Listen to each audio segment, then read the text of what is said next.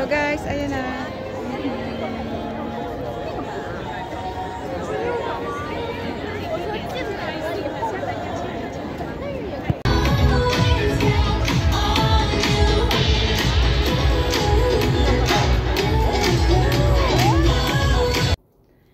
Hi guys! Ayan guys, itutur ko po kayo dito sa aming room na kinuha dito sa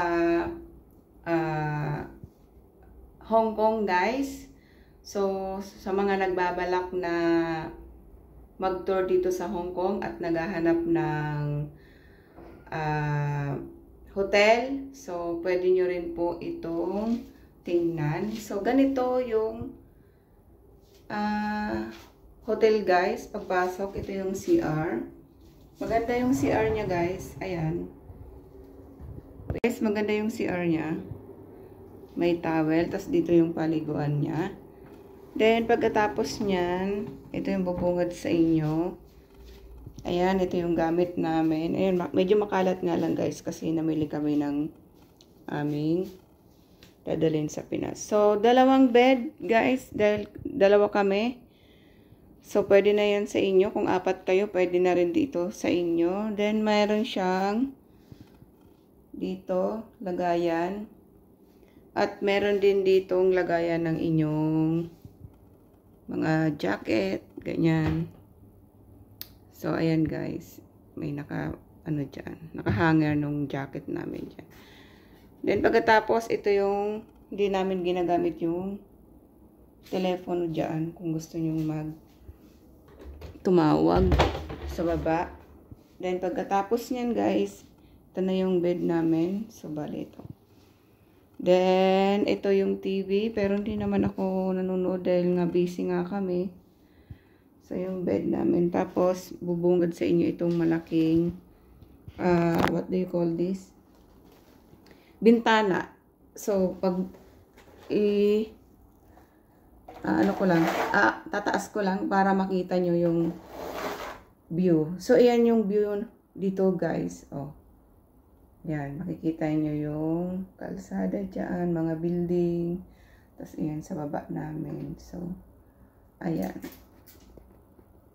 Inikot ko na po kayo. Dito lang yan. Kung gusto nyo pong malapit kayo sa Disneyland, pwede po ito ang inyong i-book. Ang pangalan ng hotel namin ay Rambler Oyster Hotel guys. Then, ang bababaan nyo na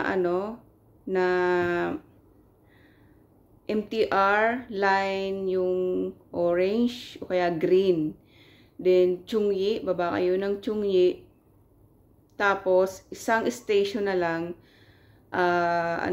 Disneyland na. Kung yun ang talagang importante sa inyo, yung talagang Disneyland, ito yung marirecommend ko sa inyo dahil ito na yung pinaka malapit na hotel para pumunta kayo ng Disneyland. So, ayan guys, bali, magkano ba? Bali, 1 week po kami ditong naka-check-in dito guys. Tinutulugan lang namin kasi maalis kami dito ng 8 o'clock. Tapos umuwi kami minsan 12 na ng gabi, 11, 10, ganyan. Kasi nga naman sa dami naming pinupuntahan. Pero the best po itong hotel na to, malinis naman siya. At tama lang yung sukat niya, yung pagkalaki niya sa dalawang tao, dalawang bed. Pero pwede rin pong apatan to kung gusto nyo. So ayan, ito yung marirecommend natin. Tawag nito. Baba lang ay ang station nito, Chungyi Station. Bababa kayo tapos mag-shuttle kayo dito ng tawag dito, sasakay kayo ulit ng 88F na minibus. Then, ayun na, dito na ang baba nyo talaga guys. Dito na sa mismong hotel na yun, konting lakad na lang at makikita nyo na tong hotel na Rambler Oasis Hotel. So, ayan guys, sana may natutunan po tayo.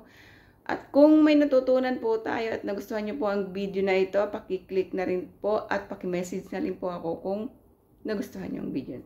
Maraming pong salamat. Bye-bye!